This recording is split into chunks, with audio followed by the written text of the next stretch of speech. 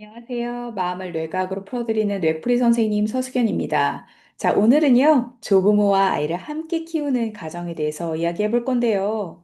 자, 할머니, 할아버지가 아이를 봐주시는데 양육 방식이 다 똑같을 순 없잖아요. 그래서 가끔 이걸 어떻게 풀어나가야 되나 이런 고민이 드는 분들이 계실 것 같은데요. 자, 이런 문제들에 대해서 우리가 어떤 시선으로, 어떤 관점으로 쳐다보면 조금 더 아이를 잘 같이 함께 키울 수 있을지 그 이슈에 대해서 함께 들여다보도록 하겠습니다. 자, 먼저 문제를 한번 살펴보도록 할게요. 사실 아이를 키우는 과정에 있어서 보통 누구의 방식이 더 맞는 건가? 옳은 건가?를 두고 조금 약간 다툼이나 뭔가 갈등이 있을 수 있죠. 그런데요, 가족 치료의 대가 미누치는요, 가족을 하나의 구조로 봤어요. 그러니까 즉, 결정권을 가진 집행부이고, 어디까지가 각자의 영역인지, 그리고 그 경계와 위계가 흔들릴 때 갈등이 이제 생긴다는 거죠. 근데 쉽게 말하면 이건 갈등이라기보다는 경계 이슈인데요. 부모는 최종 결정권을 가진 집행부인 거죠. 그리고 조부모는 아주 귀하고 고마운 든든한 지원군이고요. 이 자리가 헷갈리면 사실 같은 방식이어도 좀 부딪힐 수 있고, 이 자리가 서로 좀 명확하고 분명하면 방식이 좀 달라도 잘 굴러갑니다. 그리고요, 아이를 정말로 좀 힘들게 하는, 아이한테 정말 안 좋은 건요, 사실 두 가지로 딱 좁혀져요. 나머지는 크게 문제를 미치지 않는다. 잘 헤쳐나가면. 이렇게 생각하시면 되고, 이 두 가지가 결정적인데요. 하나는 어른들이 아이 앞에서 적대적으로 충돌하는 장면을 보여주거나 그런 느낌이 뭔가 맴돌고 있을 때. 그리고 둘째는 아이가 어른 갈등의 전령, 그러니까 중간 역할을 하는 거죠. 그리고 한쪽 편으로 좀 동원되거나 왔다 갔다 하는 거. 이 두 개만 우리가 없어도 잘 해결해도 사실 큰 문제는 거의 다 쳐냈기 때문에 조부모와 함께 키우는 이 과정은 사실 크게 문제가 없다라고 보시면 됩니다. 이 두 가지 문제가 가장 결정적으로 아이한테 안 좋은 거죠. 자, 그러면, 자, 우리가 알아야 될 중요한 포인트로 한번 넘어가 볼 건데요. 네덜란드의 발달 심리학자 반 이젠도른의 애착 연구를 보면요. 아이는 한 사람이 아니라 여러 양육자에게 동시에 안정 애착을 형성할 수 있습니다. 즉, 양육자가 조금 더 많다는 건 위험이 아니고요. 오히려 보호 요인에 가깝다고 보시면 되는데요. 아이의 뇌는요, 맥락에 따라 규칙이 좀 달라지는 걸 아주 잘 처리합니다. 어린이집에서 나와 집에서 나와 놀이터에서 나가 조금씩 달라지는 것처럼요. 그래서 저는 아이를요, 관계의 이중 언어자라고 부르고 싶은데요. 두 언어 환경에서, 그러니까 두 가족 환경에서 자란 아이가 헷갈려서 말을 잘 못 배우는 게 아니고요. 두 언어를 다 결국에는 쓰게 됩니다. 즉, 할머니 집의 약간의 교통법과 우리 집의 교통법은 좀 다른 것과 똑같습니다. 이거는요, 아이에게 큰 혼란이 아니에요. 그냥 코드 스위칭 같은 거죠. 단 조건이 둘이 있는데요. 관계 안에서는 일관되고 좀 따뜻해야 되고요. 그리고 안전과 정말 핵심 가치만큼은 두 나라가 어떻게 보면 같은 신호등을 써야 되는 거죠. 세세한 그 골목길의 규칙은 좀 달라도 되지만 그 빨간불의 의미는 같아야 된다. 요 부분만 잘 인지해 주시면 됩니다. 자, 근데 이상하죠? 남이 한마디 하거나 남과 좀 다르면 뭐 크게 문제없이 잘 넘어갈 일도 내 부모나 그 시부모가 나랑 좀 다른 것 같으면 뭔가 안 좋은, 뭔가 힘든 감정이 느껴지는 거죠. 근데 이거는 그냥 뇌의 작동 방식이에요. 아, 그렇구나. 일단 이렇게 생각하는 게 가장 좋은 첫 출발점이고요.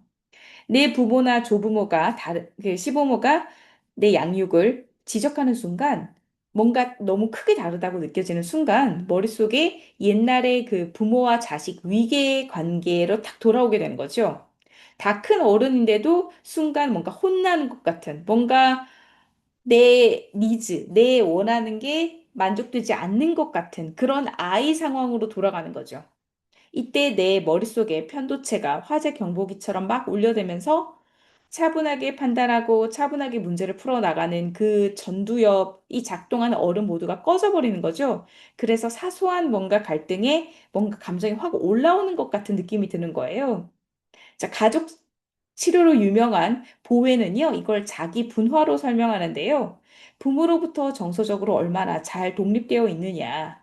분화가 덜 되어 있을수록 사실 부모의 그 말 한마디나 그 갈등의 느낌에 출렁이는 감정이 확 올라가는 폭이 더 커집니다. 자, 근데요, 반대편도 한번 봐야 돼요. 조부모 입장에서는 사실 평생 쌓아온 양육의 경험과 그 사랑과 그 노력과 이런 것들이요, 통째로 또 거부당하는 느낌이 들 수도 있어요. 그렇게 되면 방어가 또 올라가는 거죠. 결국 양쪽 다 명확한 논리 싸움이 아니라요, 얼마나 이걸 위협으로 받아들이냐, 위협 반응의 그냥 현장이에요. 자, 이걸 내가 이해를 하면 사실 상대를 이기겠다 이게 아니고요. 대신 서로의 그 위협 반응을 좀 잘 가라앉히고 그런 상황을 좀 잘 부드럽게 풀어갈 수 있는 서로의 경보기를 끄게 도우려는 그런 방향으로 우리가 좀 이끌어 갈 수 있습니다. 그게 윈윈이고 우리 아이한테 좋은 거니까요. 이 서로 다른 국가가 부딪히고 싸우는 건 누구한테 손해죠? 가장 사랑하는 우리 아이한테 손해고요. 나한테도 좋지 않고요. 자, 그러면 우리가 도구를 좀 살펴보기 전에 나를 들여다보는 질문이 좀 필요할 텐데요.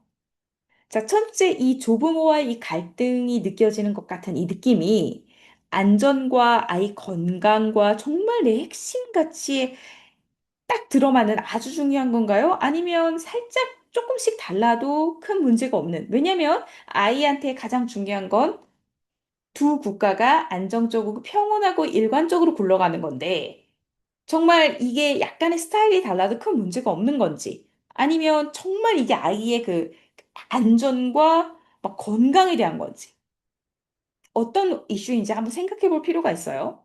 그리고 둘째, 내가 지금 기분이 좀 안 좋고 감정이 많이 좀 불편한 거는 이게 진짜 아이를 위한 걸까요? 아니면 내가 다시 내 스스로가 그냥 아이 같은 상황으로 뭔가 포지션 된 것 같아서 뭔가 부모로부터 어른으로부터 뭔가 내가 무시당하고 있다. 이런 내 감정이 올라온 걸까요? 그리고 셋째, 나는 지금 배우자와 한 팀이 맞나요? 아니면 각자 자기 부모 편에 따로 서 있나요? 아이한테 가장 좋은 거는요, 조율하고 협상하면서 한 팀으로 맞춰 나가는 그 작업이 중요한 거예요. 그리고 넷째, 나도 모르게 혹시 아이를 통해 뭔가 메시지를 흘리거나 뭔가 이제 아이를 중간 역할을 놓아버리는 거죠. 이건 되게 안 좋습니다. 할머니가 또 그러셨어? 아이를 혹시 누구 편을 들게 하거나 중간 자리에 애매모호한 위치에 놓고 있지 않나요? 이 질문에 답을 하다 보면 사실 싸울 지점이 생각보다 작다는 거, 그리고 정말 중요한 거가 뭔지, 아이를 둘러싼 그 환경의 협상과 조율이 중요한 건데, 그거를 건너뛰고 혹시 내 감정에 치우치고 있지 않은지 한번 생각해 볼 포인트가 되는 거죠. 자, 그럼 도구를 드릴게요. 첫 번째 도구입니다. 같은 신호등, 다른 골목길. 자, 조부모와 이야기하기 전에 부부가 먼저 한번 살펴보는 거죠. 신호등 칸은요, 무조건 지켜져야 되는 거예요. 자, 예를 들면 안전, 건강, 인격의 핵심인 거죠. 예를 들면 아이랑 잠깐 이제 조부모가 뭔가 어디 차를 타고 갈 때 카시트는 꼭 하게 해주세요. 그리고 아이가 알레르기 있으면 당연히 건강적인 거니까 또 그거 관리와, 그리고 체벌, 때리거나 소리를 크게 지르거나 이런 거는 이제 안 하는 거, 자제. 이런 게 어떻게 보면 신호등 칸인 거죠. 그리고 횡단보도 카든 중간 영역은 그래도 좀 협상이나 약간의 그 협의가 가능한 거죠. 뭐 양치라든지 뭐 여러 가지가 있겠죠. 그리고 골목길 칸은 약간 조부모의 재량을 좀 두는 거죠. 옷을 어떻게 입힐 것인지 등등. 사소한 것들이요. 이제 핵심 요령은 이거예요. 정말 중요한 신호등 칸은 딱 핵심적이고 짧게 가져가는 거고, 골목길 칸, 조부모님의 재량은요, 조금 넉넉하게 가져가는 거예요. 그래서 양보 불가 목록이 너무 길어지거나 너무 디테일하게 돼버리면 조부모는 내가 다 틀렸다는 거니? 라고 받아들여서 방어로 나올 수도 있어요. 반대로 재량을 충분히 널널하게 넓게 드리면 또 존중받는다라는 또 신호가 들어가기 때문에 경고기, 서로의 위협 반응이 좀 줄어드는 거죠. 할머니 집에선 과자를 조금 더 먹어도 돼. 하지만 안전에 있어서는 꼭 이런 걸 지켜주세요. 그리고 뭐 협상 가능한 영역으로 이제 양치 같은 걸 말씀드릴 수 있겠죠. 그건 양치를 해야 또 아이가 또 치아가 건강하니까요. 이제 우리 가족에 맞게 이런 걸 조금 더 유연하게 설정해 보는 거예요. 자, 여기서 중요한 거는요. 꼭 지켜야 될 거, 약간 협상을 해야 될 거, 그리고 그 조부모님의 재량을 존중해야 될 거. 이 세 칸으로 나눠서 한번 생각해 보는 게 좋고, 조부모님의 재량을 조금 넓혀드리는 거. 이게 중요한 포인트입니다. 자, 그리고요. 내 부모는 내가. 메시지는요, 사실 항상 그 부모의 친자녀가 전하는 게 가장 좋습니다. 시어머니께 드릴 말은 아들이 하는 거고, 친정엄마께 드릴 말은 딸이 하는 게 제일 좋죠. 며느리나 사위가 총대를 매버리면 같은 말도 약간 지적으로 들릴 수 있어요. 이건 그냥 뇌의 그냥 오해 같은 거죠. 자, 같은 부탁도 핏줄을 타고 가면 조금 더 부드럽게 들리고요. 아, 엄마, 우리 요거 이렇게 해도 될까요? 아, 어머니, 그건 좀. 아, 이건 사실 전달 경로와 그 느낌이 딱 달라버리죠. 자, 그래서 부부가 한 팀으로 잘 합의를 한 다음에, 그 다음에 전달은 각자 자기 부모한테 하는 게 가장 좋아요. 이게 갈등을 키우지 않는 아주 간단하고 명확한 동선입니다. 동선을 잘 타고 가는 것도 전략이니까요. 자, 그리고 세 번째는 고마움 먼저 입금입니다. 여러분, 신뢰는요, 통장과도 같은 건데요. 잔고가 있어야 출금이 되는 거예요. 근데 조부모는요, 지금 엄청난 무급 노동을, 물론 돈을 들인다고 하더라도 무급인 영역이 또 있으니까요. 그리고 모든 걸 다 돈으로 계산할 수는 없는 거니까요. 그리고 그걸 사랑으로 지금 주고 계세요. 그런데 우리는 고마움을 먼저 마음속으로만 그냥 묻혀두고 지정만 자꾸 출금하려고 합니다. 잔고가 부족하다면 이건 좀 이슈가 될 수 있는 거죠. 그래서 순서를 바꿔야 돼요. 부탁보다는 감사를 먼저 입금하는 게 중요한 순서입니다. 이건 중요함을 강조해도 지나치지 않아요. 자, 엄마 덕분에 제가 일을 마음을 놓고 할 수 있어요. 엄마 너무 고맙습니다. 정말 고마워요. 이런 것들이 쌓여가면요. 그다음부터는 사실 협상을 좀 해도 이건 지적이 아니고 위협이 아니고 약간의 협조 요청으로 들릴 수 있는 거죠. 그리고 이렇게 풀어나가는 그 모든 노력은요. 사실 우리 아이가 혜택을 고스란히 않습니다. 같은 말이라도 잔고가 얼마나 쌓여 있는지, 잔고를 얼마나 쌓아가는지에 따라 완전하게 다르게 도착하는 거죠. 입금이 먼저예요. 작은 감사의 표현과 고마움, 그리고 눈맞춤과 그 미소와 알아봐 드리는 거, 고달픔에 대해서. 왜냐면 아이를 키우는 게 사실 쉬운 건 아니니까요. 그래서 입금을 먼저 하고 부탁은 그 다음입니다. 순서 중요해요. 자, 그리고요. 네 번째 도구는 이겁니다. 다툼은 뒤에서 하는 거예요. 화해는 앞에서 하는 겁니다. 기억하시죠? 아이를 흔드는 그 두 가지 앞에 짚어드렸죠. 방식의 차이가 아니고요. 어른들이 그 부딪히고 그 갈등의 그 분위기, 그게 아이에게 고스란히 다 느껴집니다. 그래서 이겨는 아이가 없는 무대 뒤에서 조용히 조율하는 거죠. 아이 앞에서 할머니가 이건 잘못됐어. 이렇게 어른의 권위를 깎아버리면요. 아이는 누구를 믿어야 할지, 어떤 국가가 옳은지 굉장히 불안해지고 혼란스러운데요. 근데 여기서 한 발 더 나아갈 필요가 있죠. 갈등 제로. 이게 목표는 아니고요. 사실 불가능하죠. 서로, 서로 다른 사람들끼리 어떻게 모든 걸 다 맞추면서 모든 게 똑같이 살 수 있겠어요? 그건 불가능한데요. 자, 커밍스와 데이비스의 정서적 안정감 연구를 보면 아이를 흔드는 건 갈등 그 자체가 아니고 풀리지 않는 갈등과 그 느낌, 그 갈등이 지속되는 그 느낌입니다.